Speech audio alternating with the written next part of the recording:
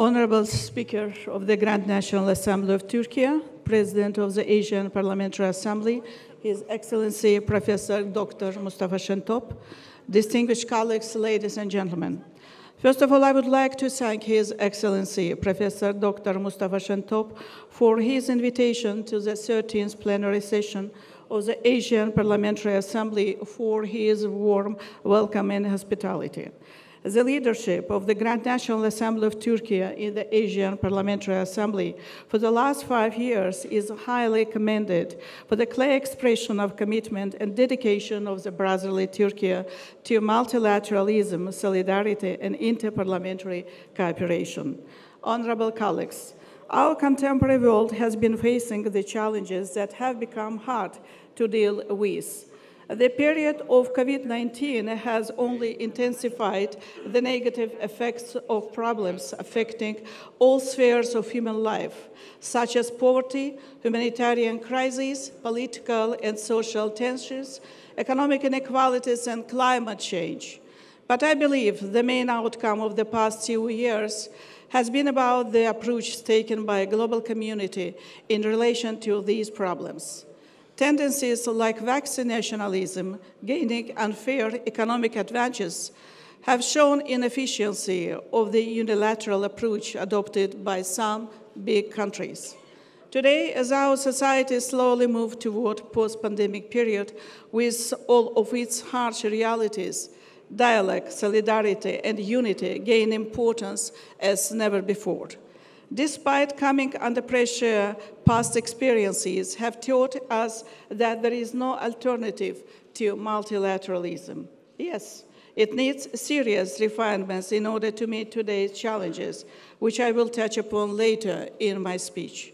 But only by mobilizing our efforts and staying true to international cooperation, we can find ways out of complex challenges. I strongly believe that it is exactly at this point where parliamentary diplomacy gets an opportunity to unlock its full potential. Distinguished colleagues, having already shown their value over the past years, today international parliamentary platforms have become an important element of multilateralism by supporting collective efforts and joint actions. We parliamentarians, as the representatives of our people, have a say in finding solutions to the challenges that concern all of us. And parliamentary cooperation platforms prove our commitment and determination to work together for a better world. In this sense, the Asian Parliamentary Assembly plays an important role. It brings together parliaments of Asia and provides a framework for dialogue, generation of new ideas and perspectives for greater and closer cooperation. A vast and diverse Asia region offers many opportunities that we can and should use.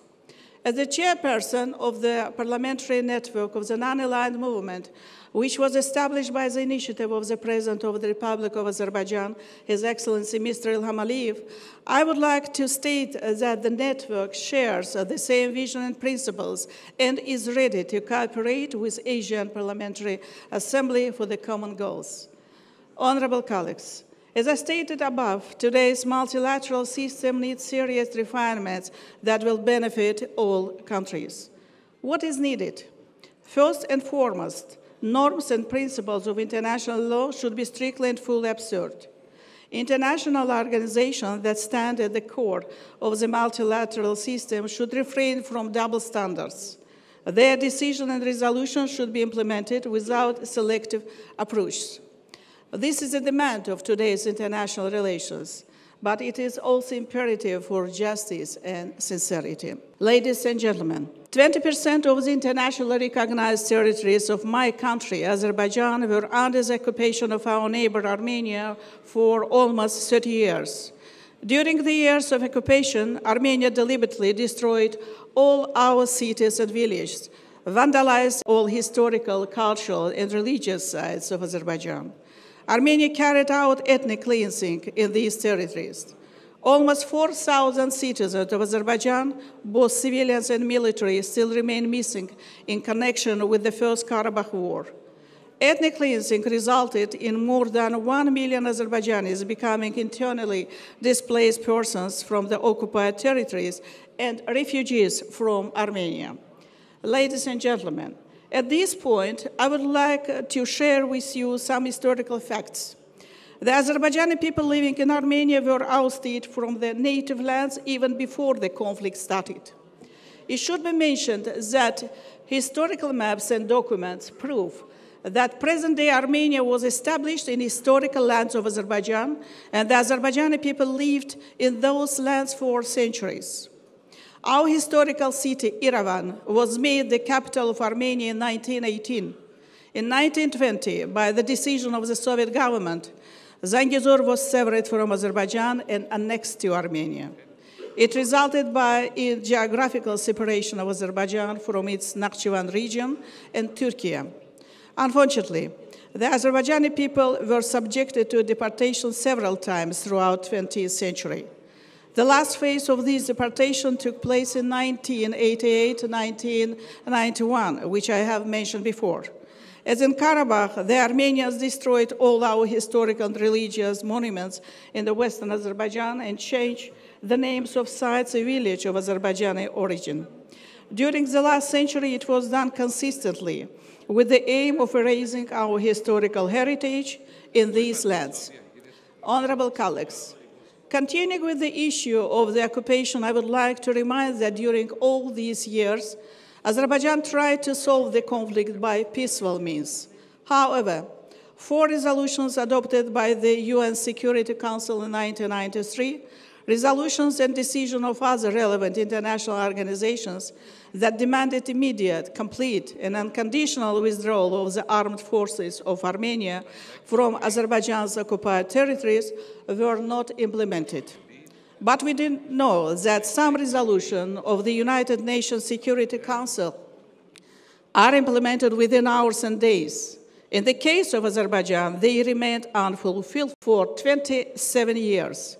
Unfortunately, no sanctions were imposed on the aggressor state by the international organization. Using the right of self-defense, which is provided by the Article 51 of the UN Charter, and at the cost of the lives of almost 3,000 of martyrs, Azerbaijan implemented United Nations Security Council resolutions, norms and principles of international law, and restored its territorial integrity and historical justice. After the end of the Second Karabakh War in November 2020, Azerbaijan has started the large-scale restoration and reconstruction works in the liberated territories in the framework of the Great Return Program. All our former internally displaced persons will return to their homes, and this process has already started. And I would like to share with you my firm belief that the rights of the Western Azerbaijanis will also be restored, and they will return to their native lands. Ladies and gentlemen, despite being the victim of occupation, it is Azerbaijan that makes efforts to ensure long-term peace and stability in the region and has proposed to Armenia to normalize relations and sign a peace agreement on the basis of 5 principles of international law. However, Armenia has been grossly violating the trilateral statement of November 10, 2020, that put an end to the conflict. It has still not withdrawn its armed forces from the territory of Azerbaijan and has been using Lachin Road for the military purposes, transportation of mines and looted natural resources of Azerbaijan.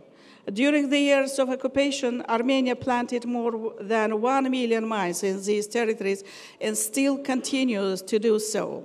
Since the end of the Second Karabakh War, almost 208 Azerbaijanis have been killed or seriously injured as a result of mine explosions. While showing destructive position in the negotiations, Armenia has also been disrupting the process of opening of communications and transport roads, despite the undertaken obligations.